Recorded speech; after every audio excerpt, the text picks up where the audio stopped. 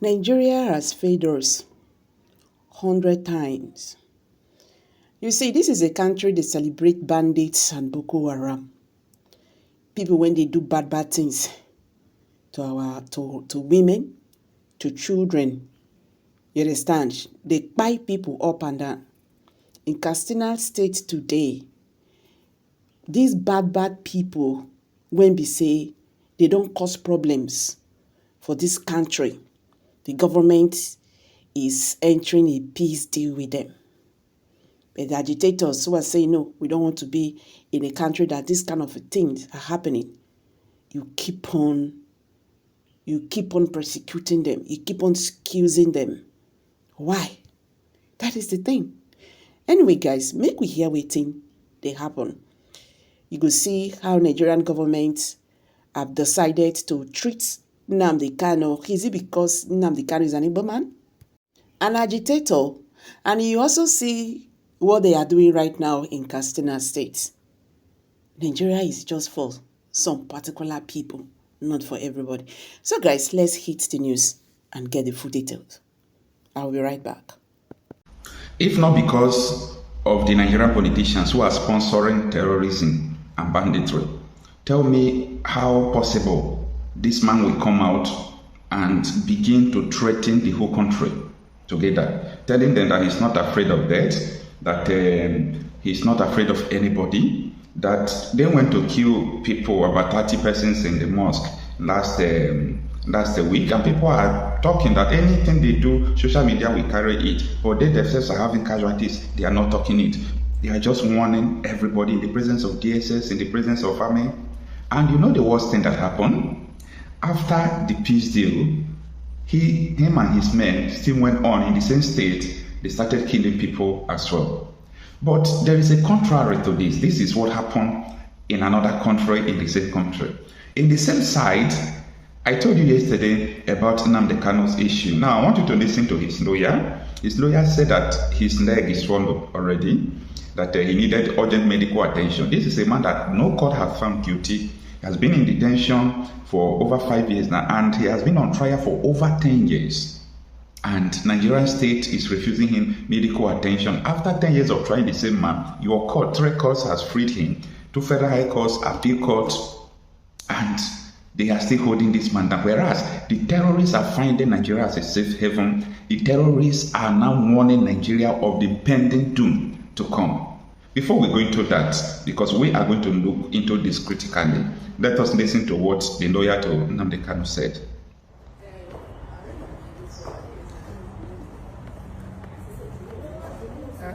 Yes, my brother. We came to move application for the transfer of Maazị Nnamdi Kanu to National Hospital for proper medication, because we discovered that the medical personnel at the DSSS are incompetent and they are not giving him proper medication and attention. So we applied, and because his condition is getting worse. He's lacking potassium in his body and they don't have any solution to it. His leg is being swollen up, because I went to see him today before coming to court. So, but incidentally, unfortunately, the prosecution, the federal government, through their lawyer, countered our motion by filing 37 paragraph affidavits opposing our application for him to be transferred to National Hospital for proper medication. So the judge said today is the last day of his sitting as a vacation court, because the vacation is going to end today. That is going to send a file, the motion to CJ, for the CJ to reassign it to the substantive court who has been handling the matter, Honorable Justice James Omotosho. So all our efforts to let the judge at least make that consequential order. In fact, most of the times you don't even need a motion, formal motion. You can do it so much, but the judge refused. And the question we are asking is that why should the federal government object the application seeking the leave of the court another of the court for Nnamdi Kanu to be transferred to National Hospital for adequate medication. Do they want Nnamdi Kanu to die? Is it not a living that will face trial? So this particular issue is really giving us concern. Nnamdi Kanu is somebody that is facing trial, and somebody who is facing trial under Section 30 of the Constitution is presumed innocent under the law. So it's a very frustrating situation, and we continue to pray, we continue to believe that the necessary thing should be done. We are going to follow the file up and to ensure that the file is listened to the court who has been handling the matter, and see whether it can give us a date for that motion to be heard before 10th. That is where we are, and that's the update I said let me just give you. So he said that I should greet you people, lovers of freedom and those who believe in justice. So I should greet you, and I also narrated your prayers and your greetings to him. Thanks, and God bless you. Do you now understand why all this issue of tribal politics, terrorism will not end in Nigeria? Some people already have the mind that it is through this terrorism we are going to use to achieve everything we want. So let us keep supporting this terrorism. If government want to kill them, let us just initiate peace talk and so on and so forth. And that yesterday, there is this man called Sheikh Ahmed Gumi. Some people call him Minister of Terrorism. This man is still warning the federal government, don't violate the peace deal. Whereas his men has already started killing. Wait, if we are saying all these things, it seems like this is a movie. This is not a movie. This is happening real life. This is not a movie. Now, I summarize this video you're about to watch. If you understand this their language, I want you to, write it on the comment section if there is anything that I miss, that I did not translate well. I summarize it that this man is warning Nigeria, about criticizing their people on social media without even talking the casualties that his people are having. After this video, let's talk. Sa'an da kuke mana magana cewar 'yan ta'adda ne barayi ne ba barayin a cikin ku akwai su tari sannan ba a ɗauki ƙabilanci aka samu ku ba, mu sai aka ɗauki ƙabilanci aka samu ko ba gaskiya ba. To in ko ba a bar wannan hudodin ba na kashe-kashe da ƙabilancin da ake ɗora mana, to babu ranar da wannan abun zai kai ƙarshe tsakani da Allah. Dole sai an koma an ɗauki hanya ta gaskiya, an yi ma kowa adalci. Kai shugaba ka yi adalci, kai kuma na ƙasa ka yi biyayya, don babu yadda za a yi kai shugaba a yi ma biyayya ba kai ma na ƙasa da kai adalci ba, babu bai yiwu. Kai kuma na ƙasa bai yiwu a yi ma adalci ba kai biyayya ba, ko ba gaskiya ba.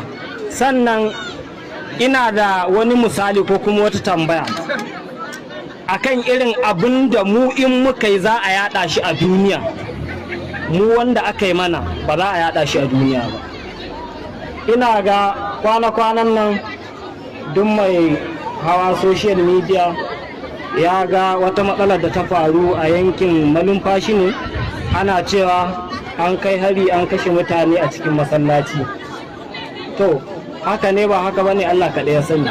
Amma ni ma ina da tawa tambaya a nan makamancin wancan wanda aka yi a faskari kuma aka yi shi. Ina ga kowa san Kadisau kuma a faskari take.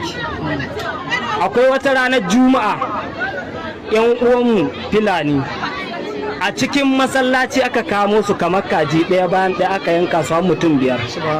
Kuma an yi zana'idar su a kamfanin Dauda. Ina ga kila ba mamaki akwai mutanen garin anan tun kahin su girbi abin da suka shuka kenan. Amma da aka je aka yi masu, aka kama yaɗawa, an yi kaza aka ri abin da su suka yi. To kaga irin wa'annan abubuwan duk akwai su, in muka yi ta zaƙulo su wala suna da yawa, ko ba gaskiya ba. An yi mana mun rama, an yi mana mun rama. Allah ce kamatu dinu tudan, yadda kai za a yi maka. To haka da ka kashe man zan kashe ma, ko ba gaskiya ba. Ran nan ɗaya ne, in ka rasa shikenan, in na rasa shikenan. Ranka bai hinau ba, ran babanka bai hina babana ba. Now, write what I'm going to say down, okay? What is today's day? Today is Tuesday, being 16th of September, right? Write it down. We are seeing now holistic form of insecurity from across the country. Everywhere we are seeing them. But I want to tell you something. By this time next year, by November next year, before even November, terrorists is going to, because they are not one group, they are going to overrun Nigeria. Just get ready for this. They are going to overrun Nigeria. This is not something you say that someone sees a vision. No. This is predictable. It is predictable because of their plans, their movement, their dominating influence above the Nigerian security forces. Government talks to terrorists before they talk to Amina. Government talks to terrorists before they talk to police. Babada Tiames told you that governments are in payroll. Sorry, terrorists are in payroll. Terrorists are in the payroll of the government. Nigeria is not. Hi everyone, I hope you're all doing great today. Okay, so someone asked me a very, very important question that I wanted to answer publicly. He said to me, Joe, why don't you support one Nigeria? And I asked him, what is one Nigeria? And he said, one Nigeria is uniting everyone under one umbrella, one name, Nigeria, so that we can become one and love one another, so that all the divisions will disappear. Bottom line, unity. That's what he said.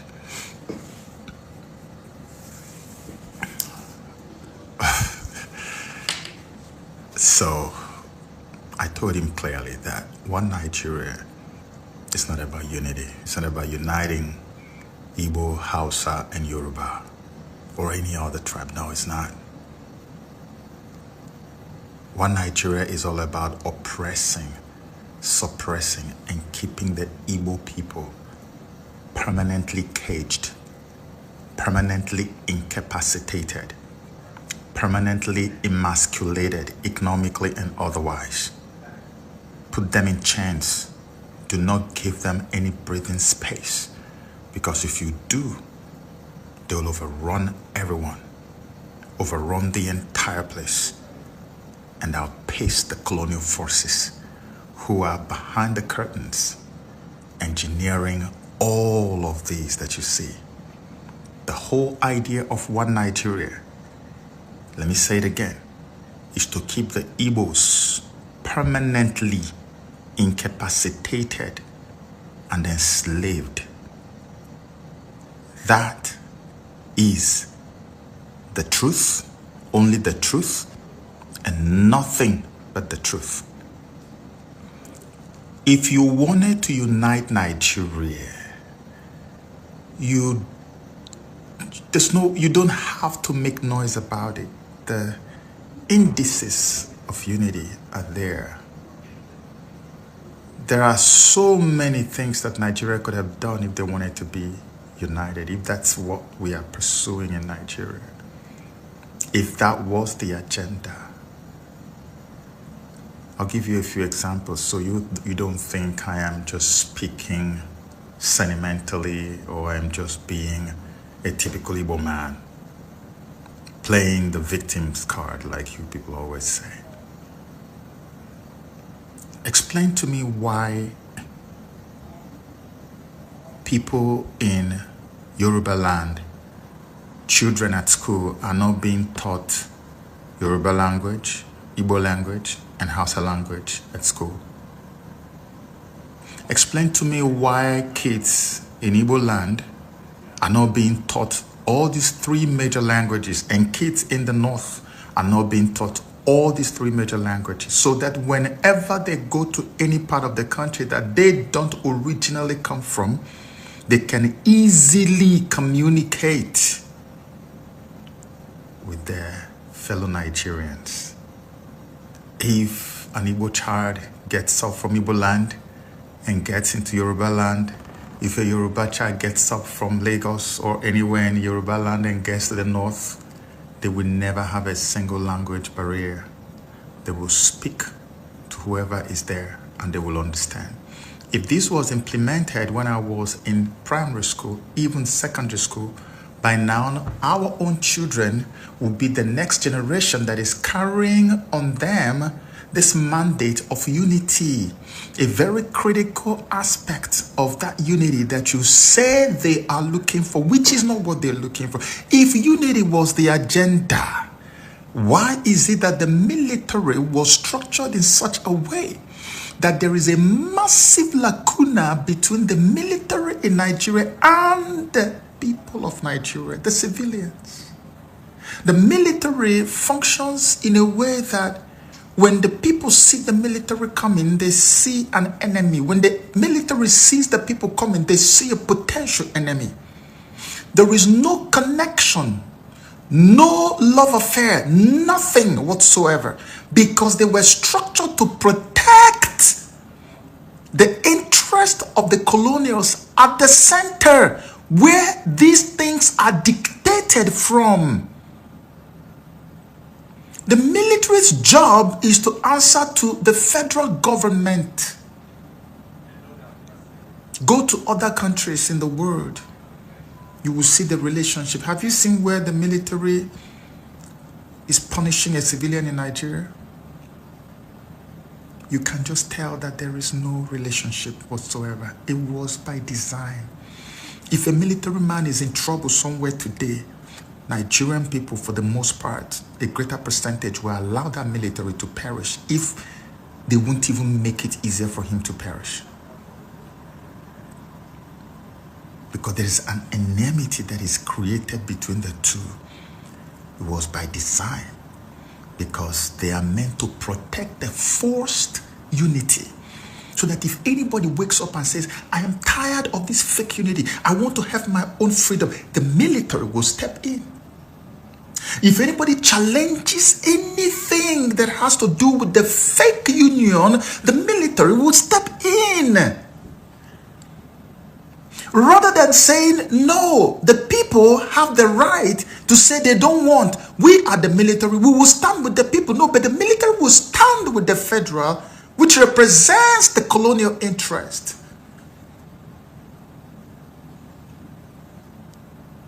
And so, one Nigeria was meant to be protected by the military. And that's almost like their sole responsibility. That anybody who shall dare to come against this whole idea of one Nigeria, which is actually not about one Nigeria, that the military shall come to find out what your problem really is. As we have seen in the case of Nnamdi Kanu and any other person who had tried, boom, they are the first. They don't send the police. The military will come for you. Because one Nigeria is not about uniting the independent nations that existed in Igbo land, in the north, in the west, before Lugard forcefully amalgamated in 1914. One Nigeria is about keeping this rare breed of people in eastern Nigeria in shackles, because the moment you leave them, they will just take over everywhere. They have found out what is in the Igbo man. They have written about it in their colonial books and writings, and everybody knows that's what it is. That's why an Igbo man is not allowed to become the president of Nigeria. An Igbo man cannot have seaport in his region. Any seaport that is even in close proximity to the Igbos must be destroyed. That's why we had to dismember the geopolitics of the Igbo man, so that we can make it look like they are isolated and that they are landlocked. It's all about, if you want to be hated by the colonials, get close to the Igbos. If you want to be loved, you better punish the Igbo man. That's why everybody has mouth to talk to the Igbo man in Nigeria. It's all about the Igbos. 20 pounds given to them after the war, where they lost close to 6 million, and yet today, by several years ago, they said about 55% of the money in circulation in Nigeria is in the hands of the Igbo man, and they are still rising and taking over. It's about the Igbo man, not about real unity. The earlier we understood this, the better for all of us. But we are here to stay, and we will be free one way or another. God bless you.